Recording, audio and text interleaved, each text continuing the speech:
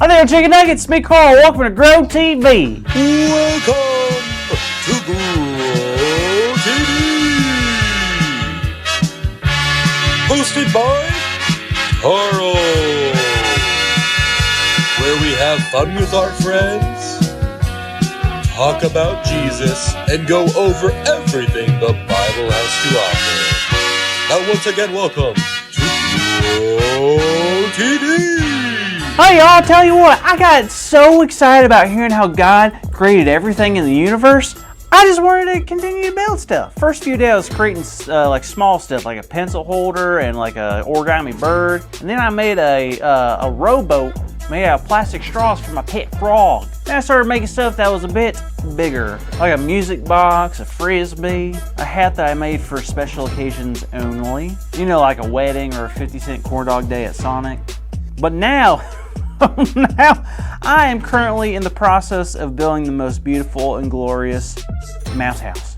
What's that? You don't know what a mouse house is? I mean, come on, it's literally in the name. It's a house for mouses. I mean, look at this thing. Wouldn't you love this place if you were a tiny rodent? You can't see it, but I put a bowling alley in there and a shower so they can be squeaky clean. Get it? Because a mouse likes to squeak. Anywho, now that I'm at a good stopping point, it's time to talk about something very important. It's time to decide whether to make it or break it. You see, in my hand, I have a coin. In a few seconds, I am going to flip this coin, and if it lands on heads, aka make it, I'll continue to build this mouse house into a beautiful rodent mansion. But if it comes up tails, I'll have no choice but to break it. Well, it was real nice knowing you, Mouse House. Whoa. What is going on? Oh, hey, Jada.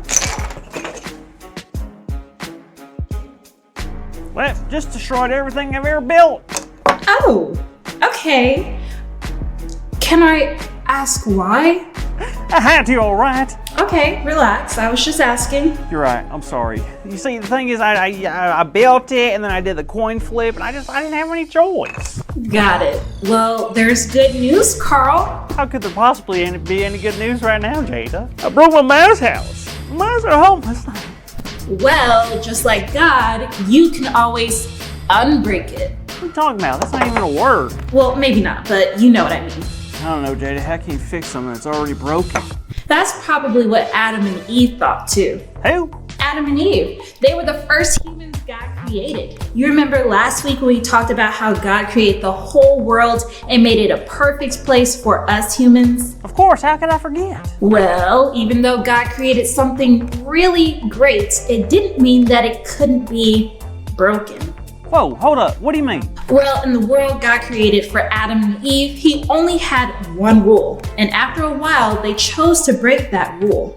What? Are you serious? I am. You see, they were told to not eat from one tree. They had the rest of the world to enjoy, but it was made very clear that eating from this tree would be bad news. But Adam and Eve were both tempted and unfortunately didn't listen. And that's when things got broken. I don't know what happened. Well, Adam and Eve were both embarrassed. They were ashamed and tried to hide from God. They knew what they did was wrong, and they both understood that they had really messed up. Whew, that is such a bummer. Was God angry with them? Because I know that can happen when someone breaks something super important. Well, even though there were consequences to their actions and their lives did change a lot after, God chose to still love them.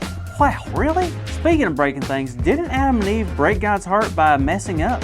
I mean, after everything God did to make this world and this universe for us, we just go out and then break it. That's the thing, Carl. These were God's children, and you must know God loves us no matter how much we mess up or how much stuff we break. And not only that, but God can unbreak what's been broken.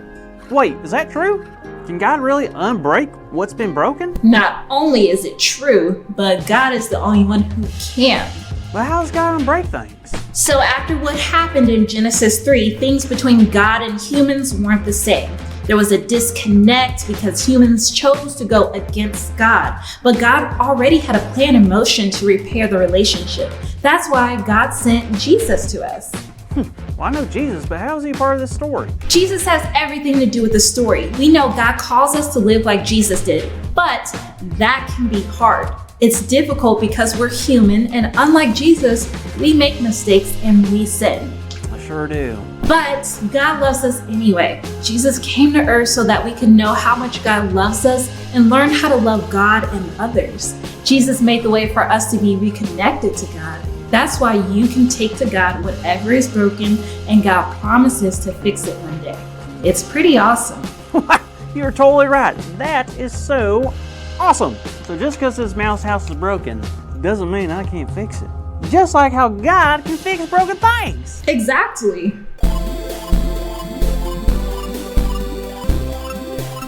Hey there, kiddos. Today's big idea is God unbreaks what's been broken. So let's say it together on the count of 3, okay?